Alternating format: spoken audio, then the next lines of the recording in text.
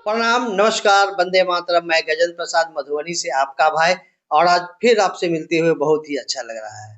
और आज मैं बातें करूंगा कहाँ से, तो आओ चले शिव की ओर। साहब श्री के द्वारा लिखा गया पुस्तक आओ चले शिव की ओर से आज हम सभी बातें करेंगे। और इसमें हम सभी बातें करने वाले हैं महादेव के विषय में। जी हाँ, शिव के विभिन्न स्वरूप के विषय में साहब श्री इसमें लिखे हुए हैं। उसी स्वरूप पे आज बातें होंगी, तो वीडियो बहुत ही जानकारी वाली होने वाली है। तो आप कृपया ध्यान पूर्वक इस वीडियो को सुनिए और सुनेंगे तभी तो हम लोग समझेंगे और समझेंगे तभी तो लोगों से बातें करेंगे। तो आज की वीडियो शुरू करते हैं। अब आज हम सभी जानेंगे शिव के विभिन्न स्वरूप। शिव के विभिन्न स्वरूपों के विषय में हम सभी जानेंगे। शिव के विभिन्न स्वरूप कौन कौन हैं, उनका क्या क्रियान्वयन है, कैसे क्या है, ये सभी बातें साहब श्री हम सभी को समझा रहे हैं और मैं साहब श्री की लिखी हुई बातों को आप लोगों के समक्ष ला रहा हूँ। यह वीडियो ज्यादा लंबा नहीं हो, इसलिए आज हम सभी दो ही स्वरूप के विषय में जानेंगे। पहला स्वरूप जगत गुरु का एवं दूसरा स्वरूप नटराज का। तो इसी दो विषय में आज हम सभी जानेंगे। मेरे साहब श्री आओ चले शिव की ओर पुस्तक के माध्यम से हम सभी को समझा रहे हैं। क्या समझा रहे हैं, आइए हम सभी समझते हैं। सनातन धर्म में सर्वाधिक महत्वपूर्ण और शक्तिशाली देवता है कौन? हमारे गुरु शिव, यानी भगवान शिव।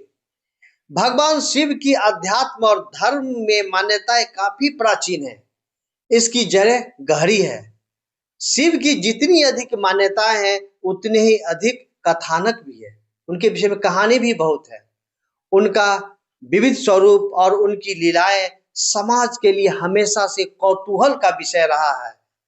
शिव का रूप तो समस्त चराचर जगत है, सभी में शिव ही है।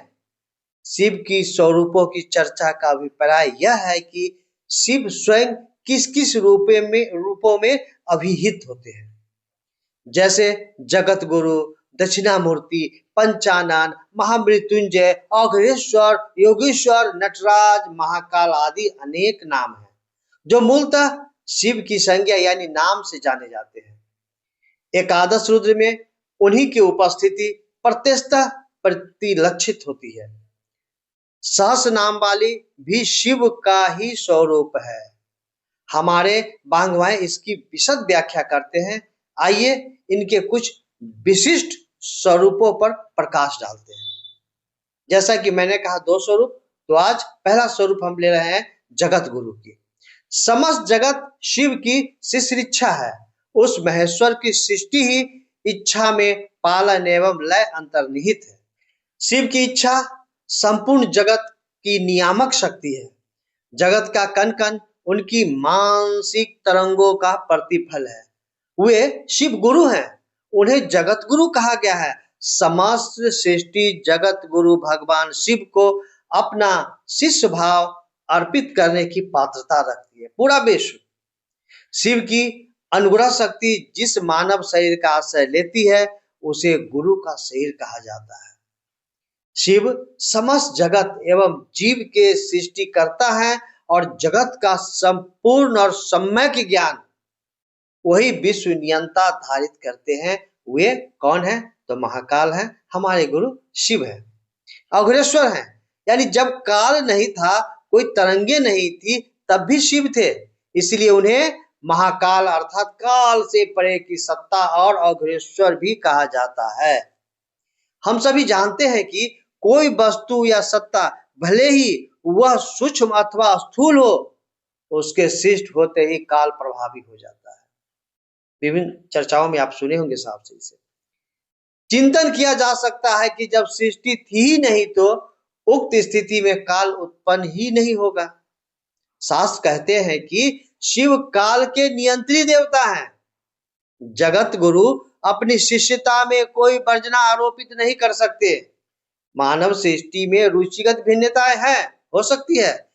शिव ईश्वर है, गुरु है, समस्त विभिन्नताओं के एकमात्र उच्च यानी सभी से ऊपर है हमारे गुरु शिव।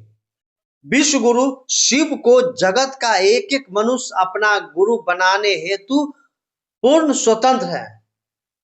उनकी शिष्यता ग्रहण करने के निमित्त किसी भी आज्ञा अथवा अनुमति की आवश्यकता नहीं है। मात्र इस दिशा में व्यक्ति के मन को संकल्पित होना है। शिव परम गुरु है, जिसकी प्रार्थना जगत गुरु नमस्तुभ्यम एवं एवं अन्य कई उपाधियों से की गई है। अब आइए हम सभी नटराज स्वरूप के विषय में आपस में बातचीत करते हैं। शिव के नटराज स्वरूप की उत्पत्ति की धारणा उनके आनंदमय तांडव से है। शिव के इस विशेष स्वरूप का अर्थ जितना व्यापक है उतना ही ग्रह भी, माने ग्रहण करने वाला। शिव का नृत्य ज्ञान और उनका प्रभाव मंडल प्रकृति का रूप है।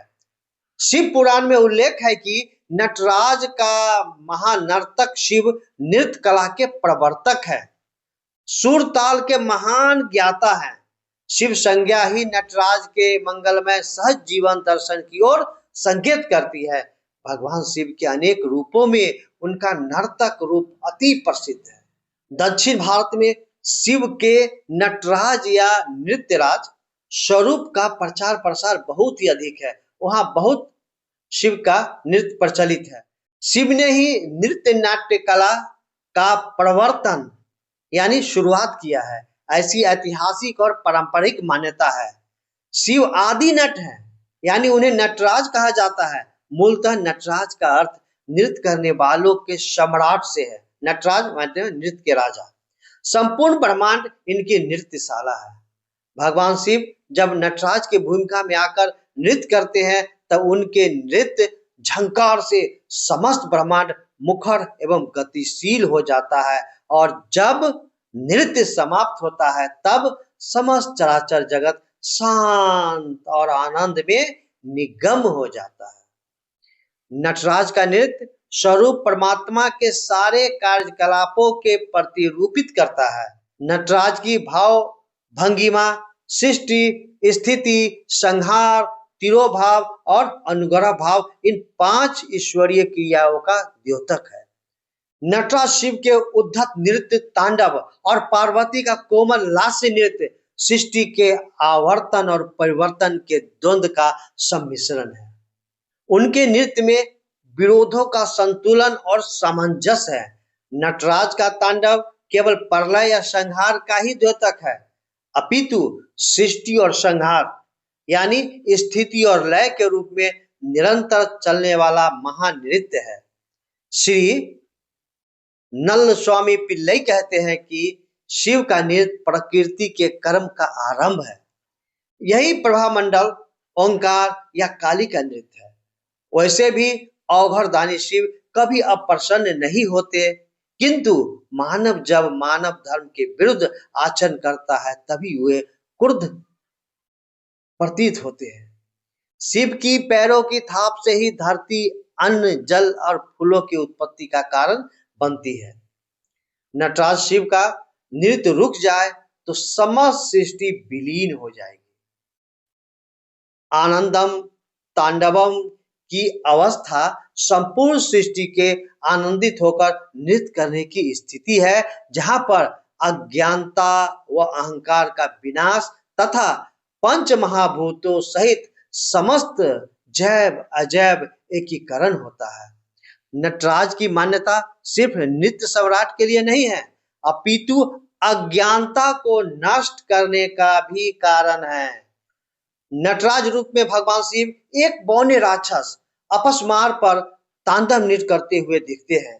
यह बौनापन शारीरिक दिव्यांगता नहीं है, अपितु बौना राक्षस अज्ञानता का प्रतीक है। अज्ञानी व्यक्ति का कद समाज में हमेशा बौना या छोटा ही रहता है। अज्ञानता को दूर कर ज्ञान प्राप्त करने पर जो आनंद मिलता है, उन्हीं भावों को शिव के इस स्वरूप में देखा जा सकता है। इसी मुद्रा में उनके बाएं हाथ में अग्नि भी दिखाई देती है, जो विनाश की प्रवृत्ति है। शिव को संहारक भी माना गया है। यहाँ अपनी इस अग्नि से शिव सृष्टि में उपस्थिति नकारात्मकता को नष्ट करते हैं और फिर पुनः निर्माण का रास्ता प्रशस्त करते हैं। महानृत्य की मुद्रा में शिव का एक पैर उठा हुआ है, जो स्वतंत्र रूप से निरंतर आगे बढ़ने की प्रेरणा देता है। अपने इस रूप में भगवान शिव जीव और प्रकृति की सार्वभौमिक स्वतंत्रता का उद्घोष करते हैं।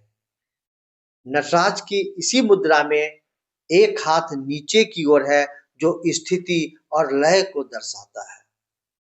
सृष्टि सदैव गतिमान और परिवर्तनशील है।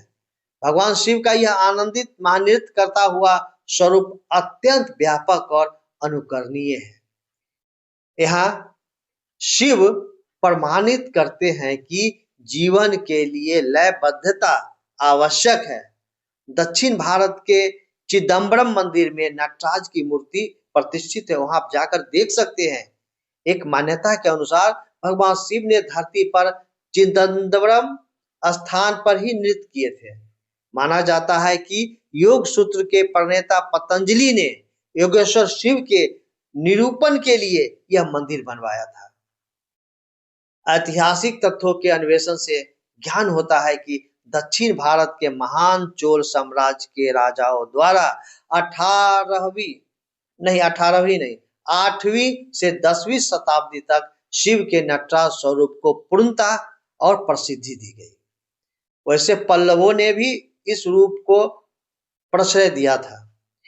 भगवान शिव का नटराज स्वरूप न सिर्फ काल स्थान को दर्शाता है, अपितु ब्रह्मांड की स्थिति, जीवन, गति और ब्रह्मांड से परे शून्य की निःशब्दता को भी दर्शाता है।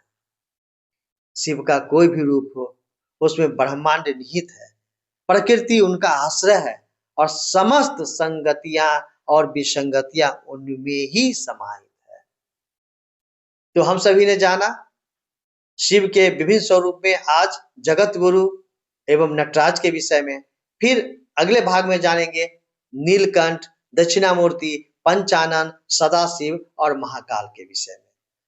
तो इसी के साथ आज की वीडियो के विराम दी जाती है और आप सभी से आग्रह और निवेदन कि अभी तक इस चैनल को सब्सक्राइब नहीं किया सब्सक्राइब करें और इस वीडियो के लिंक को अन्य भाई बहनों तक भी शेयर करें, जिससे वो भी देखकर सुनकर साहब श्री के द्वारा जो लिखित पुस्तक है आओ चले शिव की ओर को, वो भी समझे, बुझे, जाने, उसके बाद जन जन को बतावे कि शिव मेरे गुरु हैं।